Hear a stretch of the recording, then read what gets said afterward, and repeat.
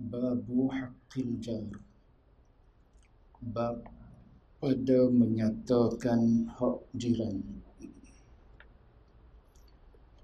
Tuan-tuan muslimin muslimat sedang jemaah yang dirahmati Allah sekalian, alhamdulillah, tamu dan selama-lamanya kita panjatkan puji syukur pada Allah dengan izin taufik hidayah Allah Ta'ala. Jua pada malam ini kita sambung bacaan kitab Al-Adabul Mufrad yang disusun oleh Amirul Mukminin fil Hadis Al-Imam Al-Bukhari rahimahullah ta'ala. Kita berada pada bab yang ke-56, hadis 103. Dalam bab ini hanya ada satu hadis sahaja. Bab yang berkaitan dengan hak jiran. حدثنا أحمد بن حميد قال حدثنا محمد بن فضيل عن محمد بن سعد قال سمعت أبا ظبية الكلاعي قال سمعت المقداد بن الأسود يقول سأل رسول الله صلى الله عليه وسلم أصحابه عن الزنا قالوا حرام حرمه الله ورسوله فقال لأن يزني الرجل. Dia tulis bagi bawah, nak bagi atas. Dia tulis li'an, nak la'an. لأن يزني الرجل بعشر نسوة أيسر عليه من أن يزني بامرأة جاره.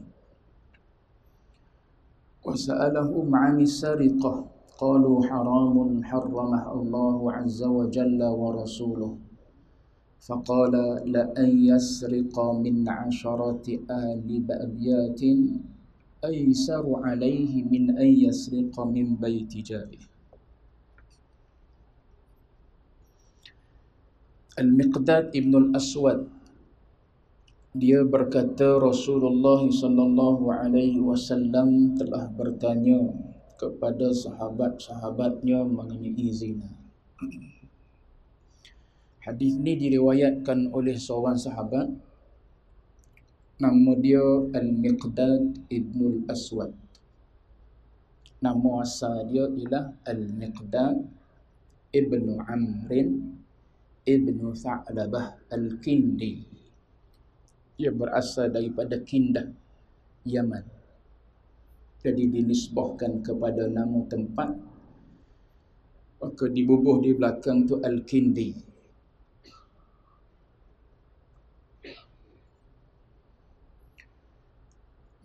Al-Aswad di belakang tu nama kepada bapa angkat dia. Dia jadi anak angkat kepada Al-Aswad ibnu Abdi Yawuf. Lalu dia dikenali dengan nama Al-Miqdad ibn al-Aswad. Antara sahabat yang awal memeluk Islam.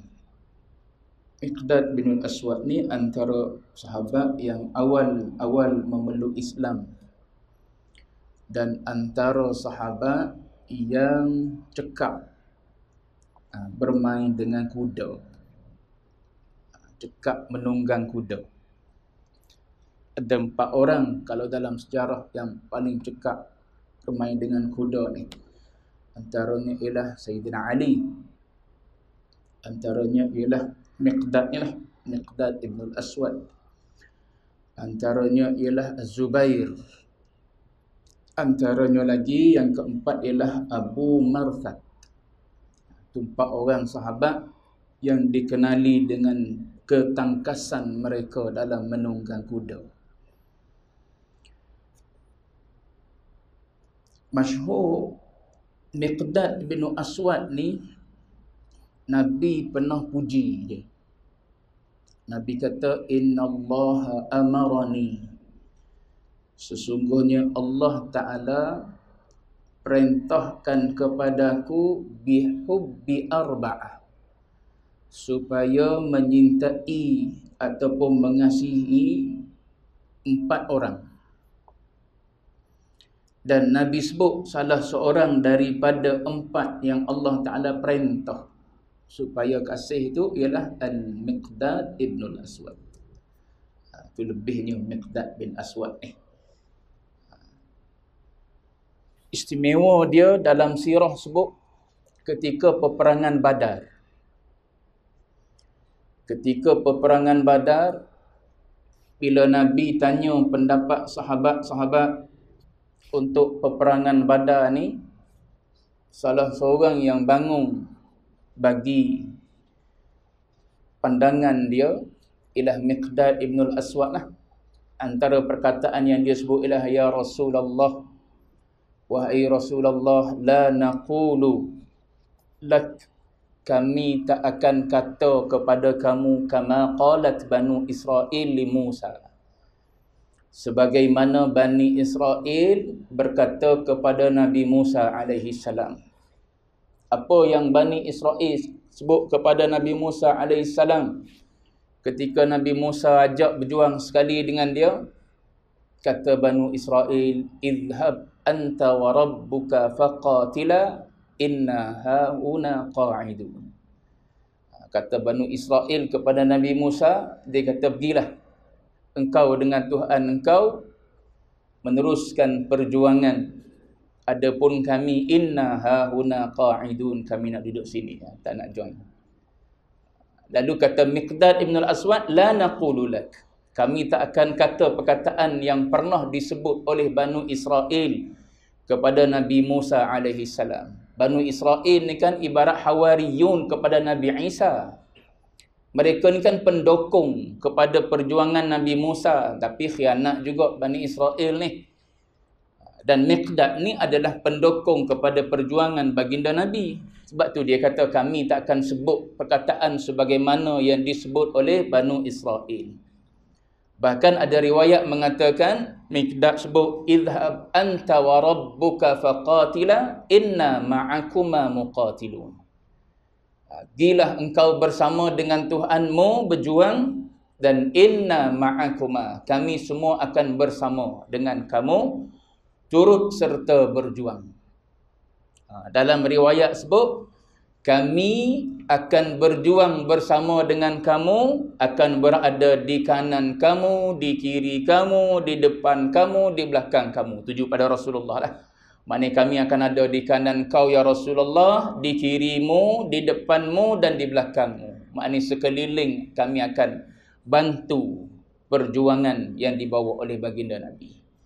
Itu lebih Miqdad Ibn Al-Aswad ni. Sehingga saya sebutkan tadi, Allah Ta'ala perintah kepada Nabi supaya mengasihi dan menyintai 4 orang. Salah seorang daripadanya ialah Miqdad Ibn Al-Aswad. Baik. Jadi yang meriwayatkan hadis ni adalah Miqdad ni lah. Miqdad Ibn Al-Aswad. Yaqul, dia berkata, satu hari Nabi kata, sa'ala Rasulullah sallallahu alaihi wasallam, Nabi tanya ashabahu, Nabi tanya sahabat-sahabat dia. Nabi tanya apa? Nabi tanya tentang zina. Nabi tanya tentang zina. Lalu sahabat pun jawab, qalu haram. Sahabat pun jawab, zina haram lah. Harramahullahu wa rasuluh, sebagaimana zina ini telah diharamkan oleh Allah dan oleh Rasul. Maknanya Allah Ta'ala telah mengharamkan zina, engkau sendiri pun telah mengharamkan zina. Ini kalau kita mengaji dari sudut pedagogi, orang dalam bidang pendidikan, ulama dalam bidang pendidikan ni, dia tengok hadis-hadis Nabi, so dia tengok dari sudut pedagogi, teknik pengajaran. Apa teknik pengajaran yang digunakan oleh Rasulullah? Dalam hadis ni, Nabi menggunakan kaedah as-su'al at-taqriri. Itu orang pedagogi. Apa orang pedagogi? pedagogi ke pedagogi, tak tahu, tuan-tuan bacalah nak baca macam mana pun. Yang penting betul kaedah dia. Kaedah lah. Nabi tanya, tujuan dia adalah untuk menegaskan kefahaman para sahabat. Sepatutnya sahabatlah tanya pada Rasulullah, apa hukum zina? Lalu Nabi jawab haram. Sebab orang awam bertanya kepada orang alim. Biasanya gitu. Tapi bila Nabi duduk dengan sahabat-sahabat dia ni, Nabi yang bertanya kepada sahabat dia. Habis itu Nabi tanya, tujuan dia apa? Maka salah satu daripada ulama pendidikan sebut, ulama tarbiyah kata, inilah dipanggil as-su'al at-taqriri. Soalan yang ditanya, tujuan dia untuk menegaskan kefahaman. Kefahaman pada siapa? Kefahaman yang ada pada murid lah. Yang ada pada para sahabat. Tujuannya ulama sebut ketika mensyarahkan hadis ni, nak tarik perhatian murid. Nak tarik perhatian para sahabat berkenaan dengan topik yang nak dibahaskan, yang nak dibincangkan. Satu. Yang kedua, ulama sebut kaedah ni boleh mengaktifkan pemikiran. Yalah, sekadar kan kita je tanya. Maknanya yang aktif fikiran orang yang nak menjawab lah. Tuan-tuan tanya soalan, orang yang nak menjawab tu kena aktif otak dia. Satu, mula-mula sekali nak kena baca. Dia ni tanya ni betul nak tahu ke sekadar nak sudi ilmu ni? Nak test ilmu. Kadang-kadang ada juga jemaah yang jenis tanya ni, bukan dia tak tahu pun, dia tahu dah sebenarnya. Tapi dia tanya tu, tujuan dia nak tengok ustaz ni tahu ke tidak. Ada satu tempat saya pergi, saya mengajar, jarang saya menjawab soalan yang orang tanya ni. Ada seorang tu dia tanya, apa doa yang diajarkan oleh Nabi kepada seorang yang akan akhirnya menjadi isteri Nabi bila dia kematian suami? Saya kata nanti lepas sembahyang Isyak saya jawab. Rupa-rupanya bila kita tulis atas kertas, zaman hari ni tak perlu tulis atas kertas dah kot tuan-tuan ya. Dah lah saya ni jenis tulisan tak berapa nak lawa. Tulislah juga dia bagi kertas. Oh ustaz, saya dah tanya 2-3 orang dah, ustaz tak boleh jawab. Saya tanya ustaz, ustaz boleh jawab. Oh, rupanya tengok kita ada ilmu tak ada ilmu. Sebab tu kata, yang pertama sekali orang tanya, kita kena tengok dah. Mata dia ni nak tanya betul ke tak?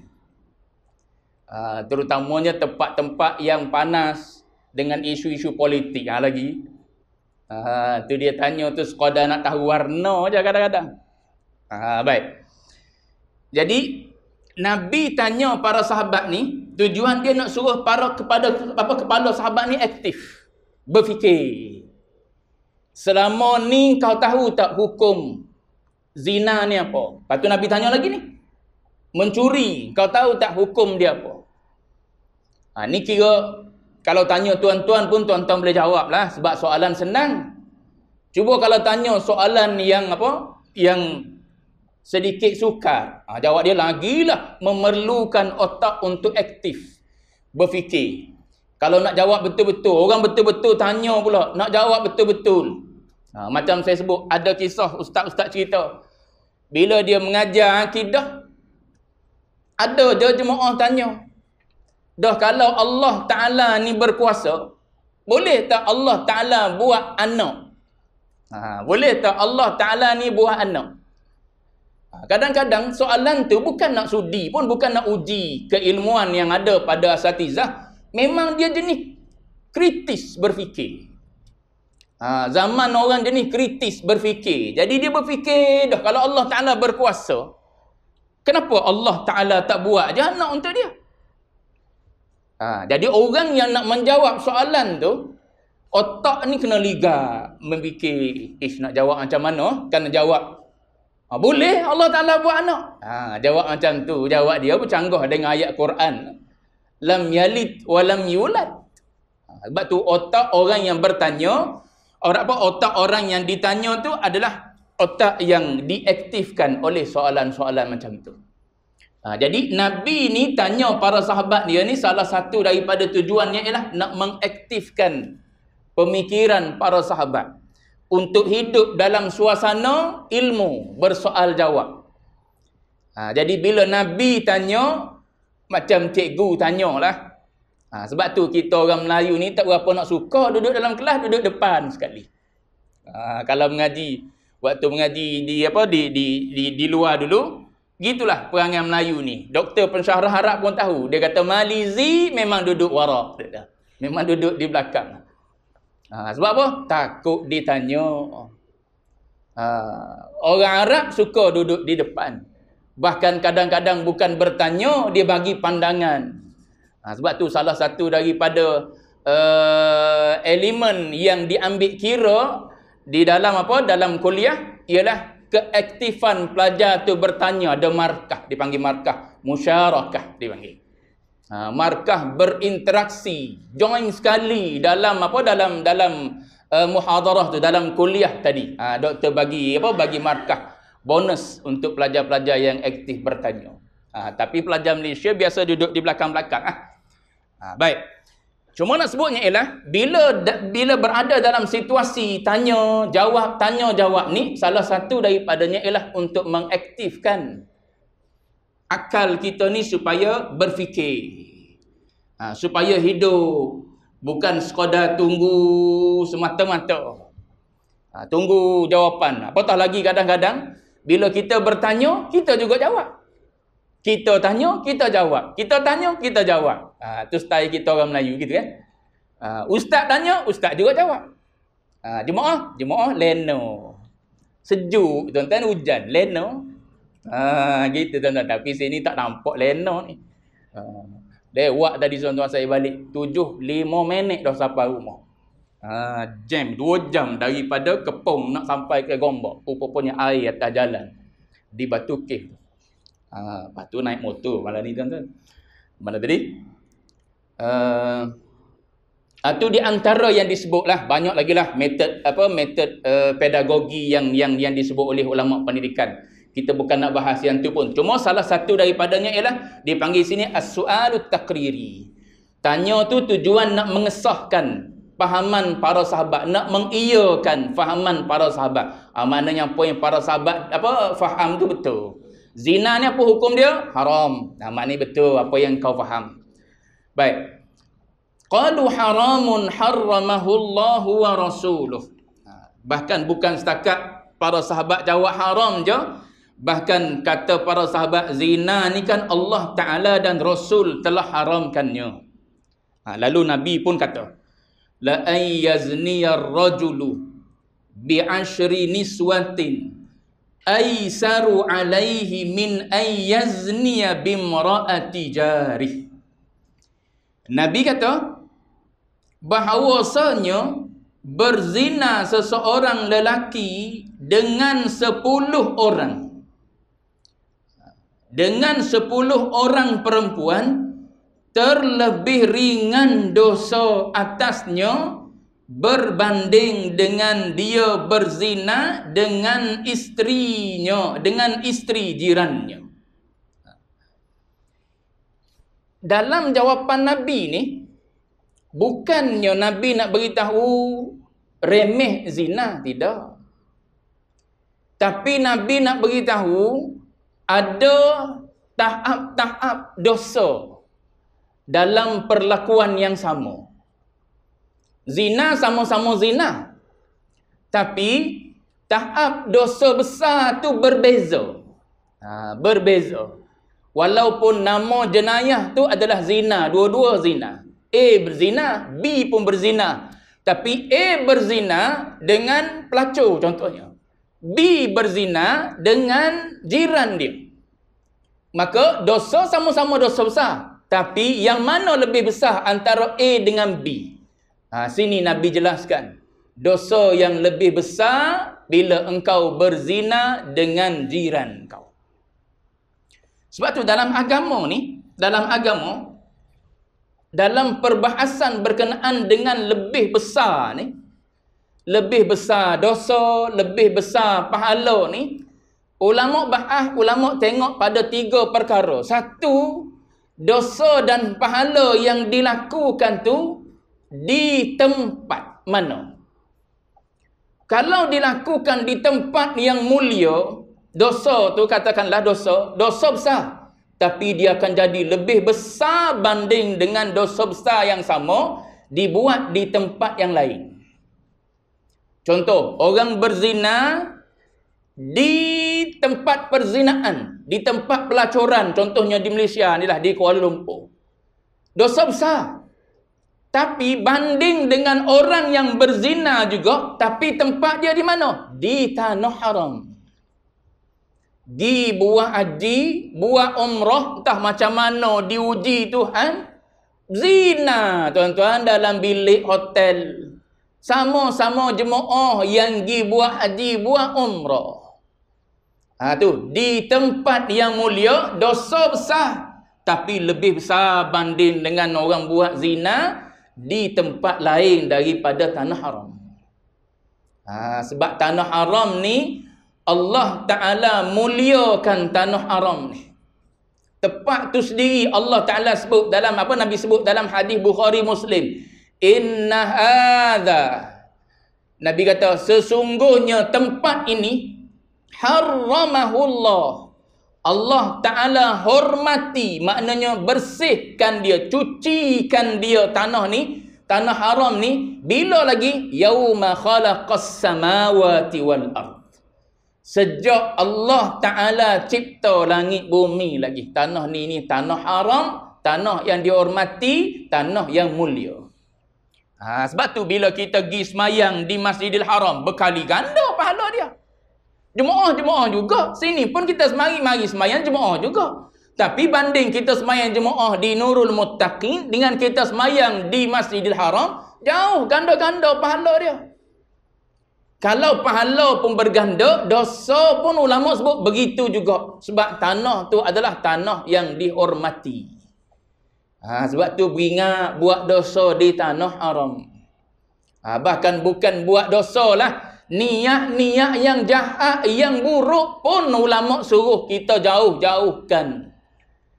Berkenaan dengan niat yang jahat ni pun Quran dah sebut dah. Niat pun dah kira sebagai kejahatan dah.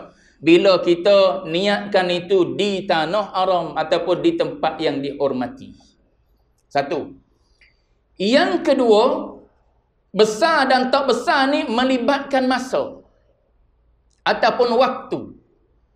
Bila dosa besar, zina dibuat di bulan hurum, dalam Ashurul Hurum, dalam bulan yang dihormati, yang Allah Ta'ala ajar pada kita supaya hormat bulan ni. Bulan apa? Contoh, bulan Zulhijjah. Bulan apa? Bulan Ramadan. Bulan apa? Bulan haji, hari wukuf di Arafah. Tu waktu-waktu yang jadi besar di sisi Allah Ta'ala. Bulan Ramadan, bulan yang Allah Ta'ala perintah suruh buat amal ibadat, dia pergi buat dosa. Sebagaimana pahala besar Allah Ta'ala sediakan dalam Ramadan, dosa pun begitu juga. Akan jadi lebih besar. Sama-sama dosa besar. Tapi dosa besar ni dibuat di bulan lain. Dosa besar ni dibuat di bulan yang dihormati. Maka dosa tu dibesarkan, digandakan banding dengan dosa besar yang dibuat di bulan lain. Dosa besar dibuat pada hari Jumaat.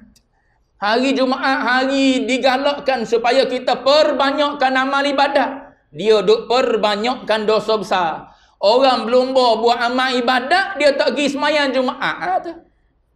Sehingga kan kalau lelaki kan dia denda terus tu. Selagi mana orang yang pergi semayang Jumaat tak balik, jawab dia tak boleh semayang Zuhur. Tu denda tu. Kalau dia tak pergi semayang Jumaat tu kerana uzur lah. Kalau uzur tak apa. Ni tak ada uzur apa-apa. Tak pergi semayang Jumaat. Sengaja malas aku pergi semayang Jumaat. Pergi semayang Jumaat pun dia kata boringnya dengar khutbah. Khutbah baca. Jadi kata bukan berkhutbah pun. Setakat nak baca teks khutbah aku. Boleh baca teks khutbah. Dia kata sekarang ni boleh tengok je dalam dalam web majlis agama. Boleh download baca sendiri. Dia kata. Buat penat je nunggu duduk dalam masjid. Nak semayang 2 rakaat aja kena tunggu lama. Tu yang duduk atas motor tu. Duduk atas motor tunggu imam iqamah. Apa tunggu Bilal iqamah.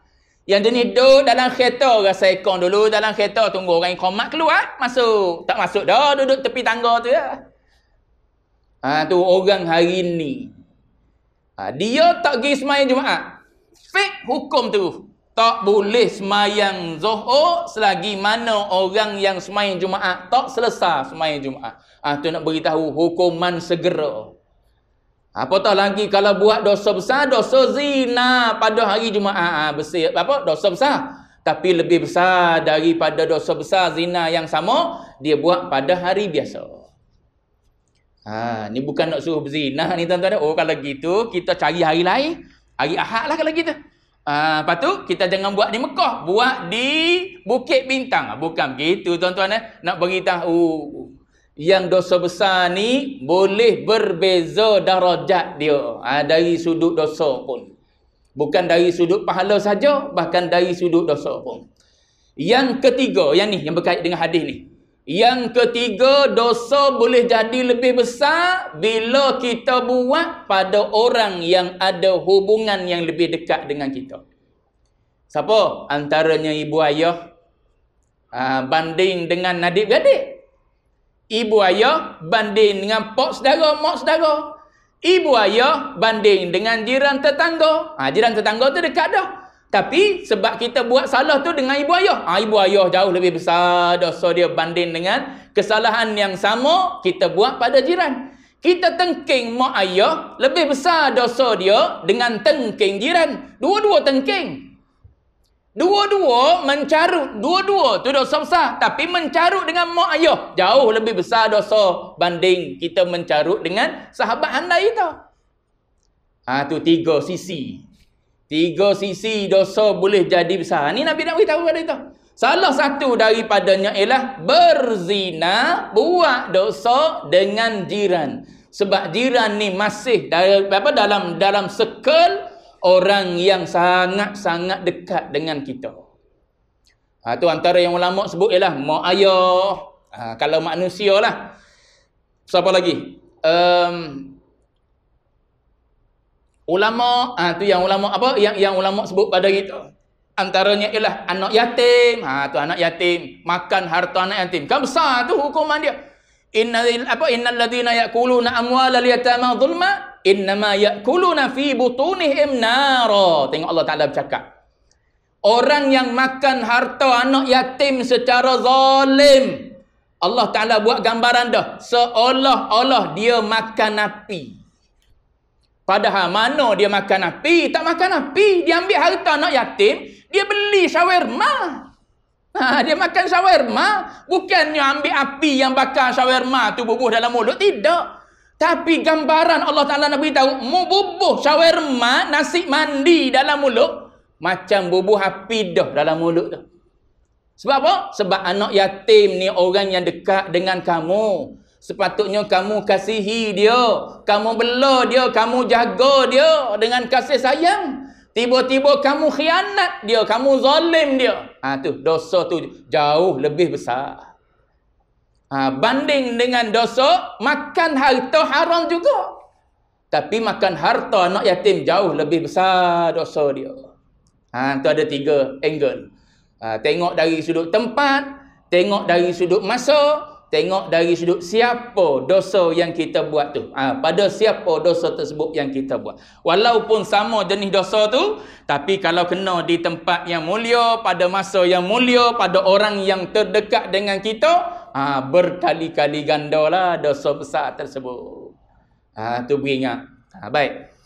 Jadi Nabi tanya kepada sahabat, sahabat jawab hukum zina tu haram. Lalu Nabi nak beritahu pada para sahabat ni, ada lagi dalam banyak-banyak zina yang kamu tahu hukum dia haram, dosa dia besar. Nabi nak beritahu kepada para sahabat supaya celak mata luah lagi. Beringatlah, dosa zina ni ada yang lebih besar daripada dosa zina biasa bila engkau berzina dengan jiran kamu. Bahkan nak banding dengan 10 perempuan. Banding dengan 10. Tengok Nabi banding. Ni salah satu daripada pedagogi juga ni, Nabi banding. Banding ni nak suruh nampak. Engkau berzina dengan 10 perempuan pelacur, dengan engkau berzina dengan seorang jiran engkau, berzina dengan seorang jiran jauh lebih besar dosa banding dengan engkau zina dengan 10 pelacur. Sebab jiran ni untuk dihormati. Ada satu syair daripada Antarah bin Shaddad. Antarah bin Shaddad ni penyair jahili, orang mengaji lurah lalu syair ni. Lalu penyair bertemulah dengan nama Antarah bin Shaddad ni. Antara syair yang pernah disebut oleh Antarah bin Shaddad. Ni orang jahiliyah ni. Maknanya orang jahiliyah ni maknanya orang yang tak ada agama lah. Tapi dia pernah sebut aghaddu tarafi. Aku menundukkan taraf. Taraf ni makna hujung mata. Hujung mata pun aku tak jeling. Dia tak guna aghaddu basari macam Quran guna kan. Quran guna kullil mu'minina yaghuddu. Istilah Quran guna ghadd, menundukkan pandangan mata.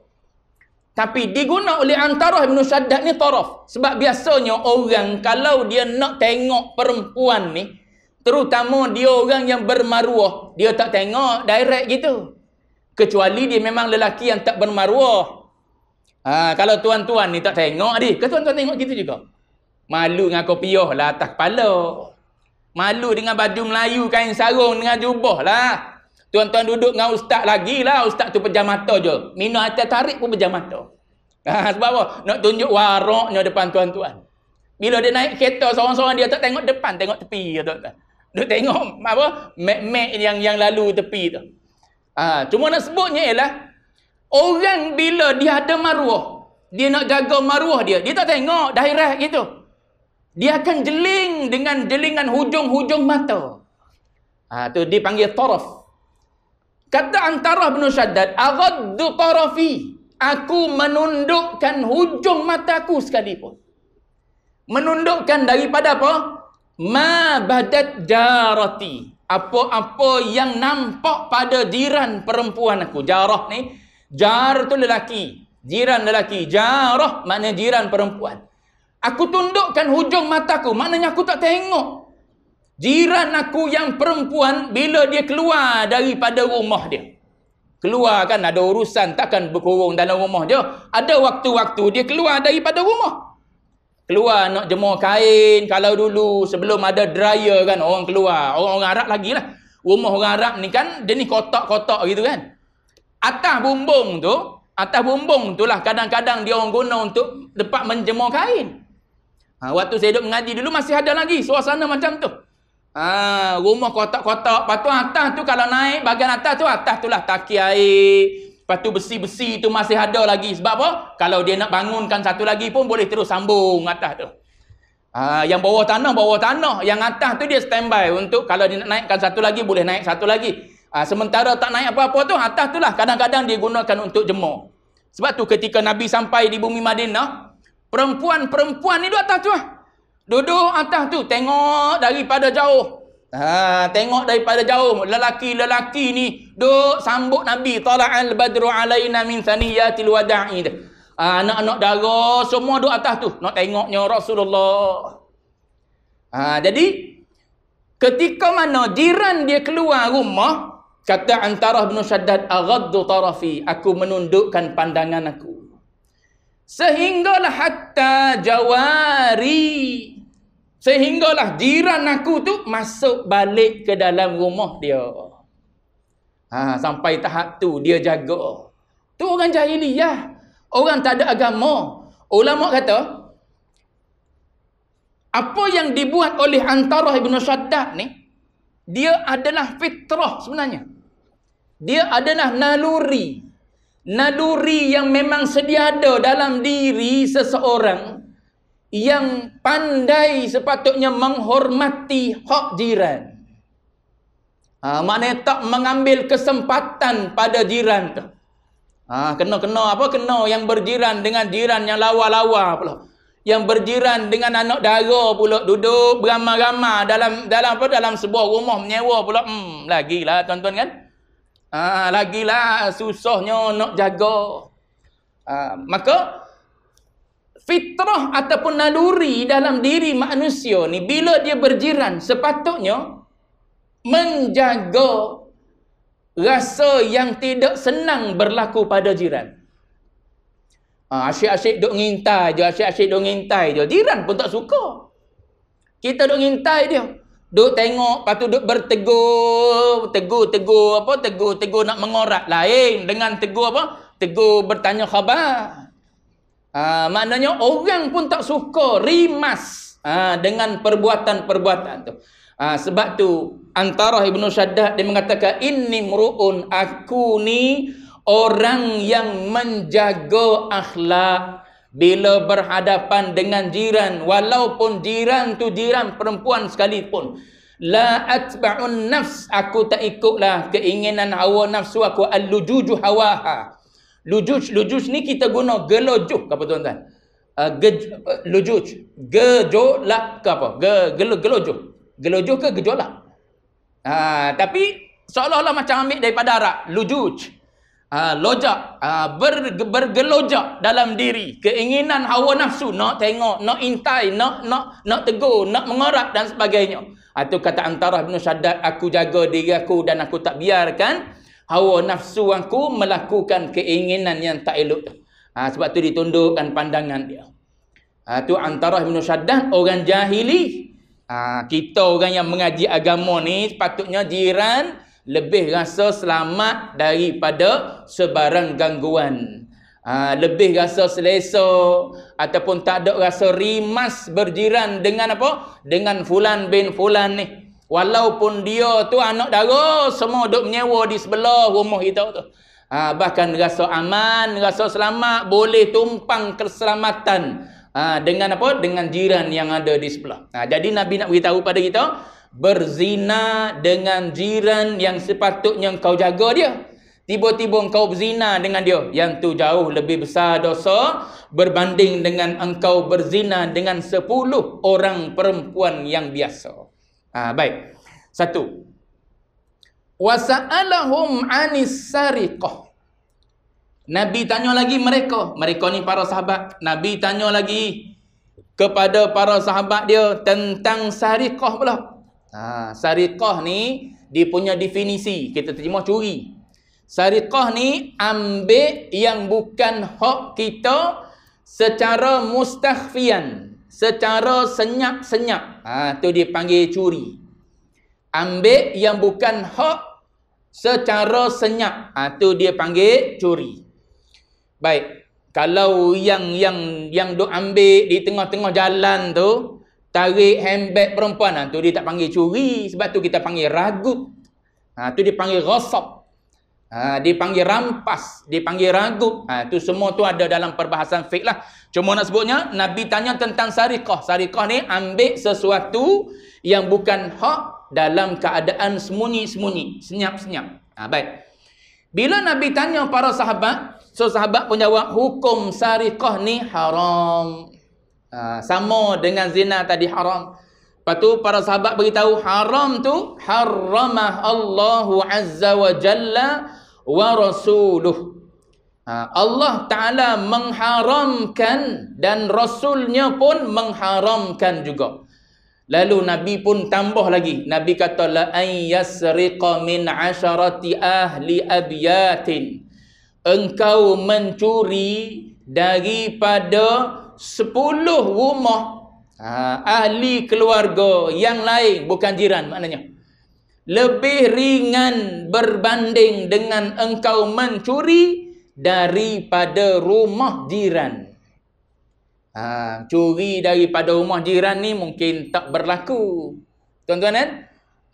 Curi apa? Yang tak nampak. Curi wifi. Curi wifi, tuan-tuan ada kan jenis gitu, nak jimat dia punya data. Lepas tu jiran tu pula boleh bijak IT. Orang yang bijak IT ni dia boleh je tahu dia punya password. Walaupun kita letak password dah. Jadi salah satu daripada contoh yang mungkin berlaku dalam masyarakat itu, rumah dia tak ada wifi, tapi nak suruh internet laju, data kedekut.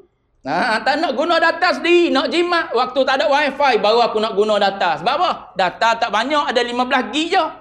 Lepas tu nak guna 15 gig tu untuk main game. Mana boleh 15 gig nak tahan sebulan. Jadi, waktu duduk di rumah, dia curi wifi jiran. Apa lagi contoh-contoh lain tuan-tuan kian gilah. Cuma nak sebutnya salah satu daripada contoh. Mencuri daripada rumah jiran jauh lebih besar dosa dia berbanding dengan mencuri daripada 10 buah rumah yang bukan jiran kita. Maknanya sebagaimana saya sebutlah, bukan sini nak suruh curi tidak, tapi nak beritahu hak jiran ni besar. Sebab tu sebelum ni dan depan nanti kita akan bertemu hadis sama yang Imam Bukhari letak dalam bab yang berbeza. Antara hadis yang diulang oleh Imam Bukhari dalam bab yang berbeza ialah hadis yang Jibril datang wasiat kepada Nabi tentang jiran tu. Yang mana Nabi kata, sehingga aku sangka jiran ni boleh mewarisi harta jiran dia. Maknanya kalau ada seorang jiran yang kaya meninggal, harta jiran tu boleh diwarisi oleh jiran. Sebab apa? Banyak kali sangat Jibril mari sebut padaku tentang hak jiran ni. Nanti tu akan tuan-tuan akan bertemu dalam kitab apa? Dalam kitab Al-Adabul Mufrad ni diulang hadis yang sama tu dalam beberapa bab. Isyarat daripada Imam Bukhari nak beritahu hak jiran dalam Islam ni sangat-sangat besar. Sebab tu bila kita mencuri pun, walau sekecil-kecil, saya sebut tadi contoh tu kecil sangat tu. Kalau wifi ni kalau orang ada telefon, data dah ada, tak guna sangat pun wifi ni. Apatah lagi orang Lembah Kelang ni kerja pagi balik malam. Kerja pagi balik gelap. Malam je paling tidak guna wifi. Tak habis pun sebulan. Bayar 100 lebih tu tak habis pun pakai wifi Unify tu. Bayar saja bulan-bulan. Maknanya kalau jiran guna pun tak habis. Tapi perbuatan tersebut besar dosa dia. Maknanya kalau nak guna, kena apa? Kena minta izin dengan jiran. Tu wifi. Air contoh dia. Air kadang-kadang kita ambil air jiran. Nak suruh jimat rumah kita, ambil air daripada rumah jiran. Ada je jenis-jenis orang yang beli rumah yang second hand. Boleh jadi meter dia, boleh jadi sebelah-sebelah tu dulu pakai 1 meter. 1 meter air ataupun sebagainya lah. Contoh dia. Tapi adalah atas tu dia buat dah saluran dia daripada tangki rumah ni pergi ke rumah dia. Ambil daripada air rumah jiran. Jimatlah dia. Tak kena bayar. Yang jiran tu bayar RM70, RM90. Mahal tu RM70, RM90 tak ada bocor dah kalau rumah macam tu. Cuma nak sebutnya ialah ambil air daripada rumah jiran. Tu termasuk dalam mencuri. Beringat tu dosa besar. Jauh lebih besar daripada mencuri di 10 buah rumah. Baik. Jadi ulama sebut kesimpulan dia. Nabi sebut dua perkara ni. Satu zina, satu mencuri. Dosa zina, dosa mencuri dengan jiran jauh lebih besar banding dengan 10 buah rumah lain. Ulama kata isyarat dalam hadis ni satunya, Nabi bukan sekadar berdakwah pada agama. Bahkan lebih daripada tu, Nabi nak ajak masyarakat ni supaya pekal dengan isu sosial, dengan emosi.